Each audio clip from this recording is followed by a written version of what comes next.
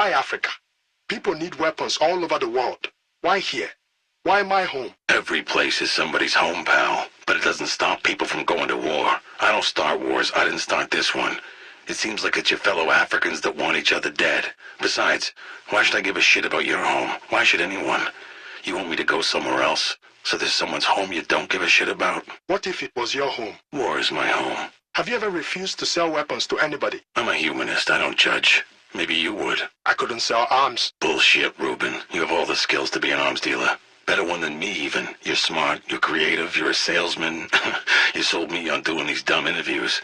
Man, the rest is just paperwork. I mean, I'll be unable, psychologically, to sell arms. I'm talking facts and you're talking theory. You're not a good person, Ruben. You've just been lucky enough. You've never had to be otherwise. When it comes down to it, what a man can do is what a man will do. But believe what you want. You can't break a man the way you break a dog or a horse. The harder you beat a man, the taller he stands. To break a man's will, to break his spirit, you have to break his mind. Men have this idea that we can fight with dignity, that there's a proper way to kill someone. It's absurd. It's an aesthetic. We needed to endure the bloody horror of murder. You must destroy that idea. Show him what a messy, terrible thing it is to kill a man, and then show him that you relish in it. Shoot the wound, then execute the wounded. Burn them. Take them in close combat. Destroy the preconceptions of what a man is, and you become their personal monster. When they fear you, you become stronger. You become better. But let's never forget, it's a display. It's a posture, like a lion's roar or a gorilla thumping at his chest.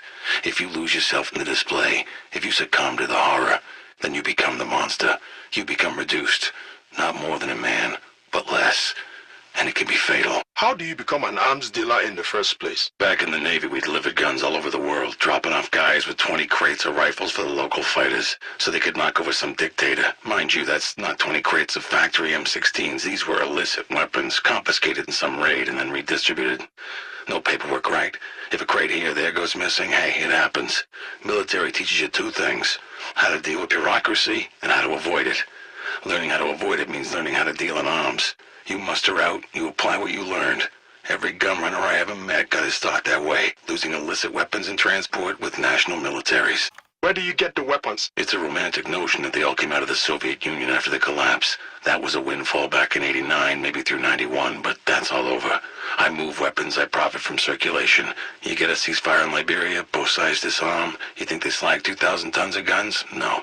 They sell them to me. I resell them wherever the next war is starting. Those same Soviet guns from 1989. Oh, that's about half. The rest mostly come from old European armies. After they abandoned their colonies in the 60s and 70s, you know, French guns, Dutch, Belgian. So some of these guns are very old. They've been sold, bought, and sold repeatedly. They're not biodegradable. Only the dead are biodegradable. Why arms? Why not car parts, radios? What's the difference? Same job, really. You get up, you get on the phone, you meet your clients, you discuss a fair price. You make a delivery, receive payment. Sounds boring, but it's not. It's just simple. I'm doing what men have been doing for thousands of years, trading one thing for another. If it's you who wants to attach morality to it, make it evil. Insane. People who work in gun factories in Belgium or the States, they're unionized, right? You think kids making radios in Bangladesh pull down 40 grand a year on a 40-hour week? You start thinking too much about morality. That's insane. I spent a year in Black Beach once, in the dark. It's a hellhole. Covered in raw sewage. Guards breaking some inmate's fingers with a hammer just out of pure fucking meanness. Men die of starvation there all the time. I saw a guy in the opposite cell catch a rat with his teeth because they had him in handcuffs 24 hours a day for 2 months. He couldn't eat. Seeing someone do that, he was weeping while he crushed it to death in his mouth. Seeing his eyes, his face, it's madness. He was dead 3 days later. What killed him? Realization of what he turned into. Do you ever choose sides in a conflict? I did it once. It was a bad idea. Cut my profits in half. Almost got me killed. Never again. You sell to both sides. You can help level the field, stabilize the market, draw out the conflict, and make more money. A big sale to one side doesn't generate repeat business. Both the APR and the UFLL are using my weapons. Now they're in detente. Getting them in is easy. I brought them in over the mountain, through the desert, whatever. The hard part is moving them inside the country. Whenever you get stopped, you gotta bribe someone or shoot someone, and not good for business. No, once you're inside, you want to hand off as fast as possible. Let the customer deal with it. How do they move a shipment? I delivered 300 kilos of C4 to Bentue about 6 months ago. He showed up with a dozen of his men, dead men. He packed C4 into the corpses, figured no one would search them. Smart guy. Both sides are stockpiling. Less violence, more spending. It's perfect. But it's anarchy. Thousands are dead. Hundreds of thousands are displaced. If I pick sides, fewer would be displaced, but more would be dead. And I would probably be one of them. You see these APR kids or UFLL kids or whoever's listening to these damn broadcasts on the radio. Bantue, Tambosa, I can't even remember who, because what's the difference? Glassy-eyed little shit shouting out in support of whatever propaganda, lies, bullshit's being spouted at them. It's absurd. These guys are already dead. They're blowing each other away for someone else. Tambosa, Bantue, UFLL, APR. There's no popular resistance, no liberty or labor. There's no ideology at all. There isn't even a desire to win. There's no sense in it. No sense in it at all. What would it matter if we butchered the lot of them? Would it change anything? What do you think you're going to achieve with this interview? You think somebody in the Pentagon's going to read it and come after me? Shit, no. I'm a necessary evil. They want me here. They're glad I'm here. Because if I wasn't, they might have to come try to stem the tide. It would be thankless and worthless, and once the bodies started coming home in bags, they're screwed. A dead 23-year-old from Iowa gets more airtime than the death of 50,000 people he gave his life to protect. So even if they did give a shit, their own media prevents them from taking action. So a firefight today. A little skirmish broke out of this roadblock when some APR guys got lost in the truck. Maybe 5 or 6 of them trading fire with the UFLL guys manning the CP. Went on for 20 minutes. Guys popping up from behind rocks to spray a few shots. Random at each other. All of them almost too afraid to die. When it was over, the 2 UFLL guys who were unhurt ended up running off into the jungle terrified. I went down and had a look around. The guy had been shot through the stomach. Bloody mess. He saw me and whimpered at me to finish him off. Funny how guys get shot because they're too afraid to die, and they're lying there dying, and they're too afraid to live.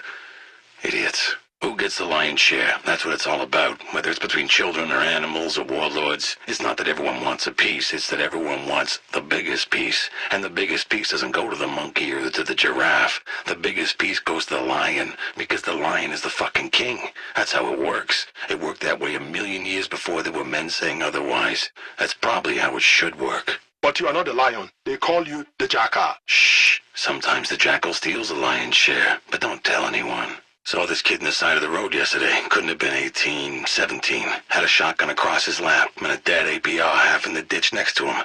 Couple of close-range blasts with that 12-gauge tore up big chunks of hamburger on his torso. Kid was lifting up the guy's leg, taking his boots. Kid just looked tired. Just beaten down, ragged, tired, old. Kid that age shouldn't look like that. If you have to kill someone, if you have to, is it somehow better to do it clean with a bullet through the head? Is it somehow worse to chop him up with an axe? And what if you have to kill 10 or 100 or 1,000? What if in doing it you save 1,000 or you spare 10? What if you save yourself? What is the measure of a man or of his murder? By what insane calculus can we answer questions like these?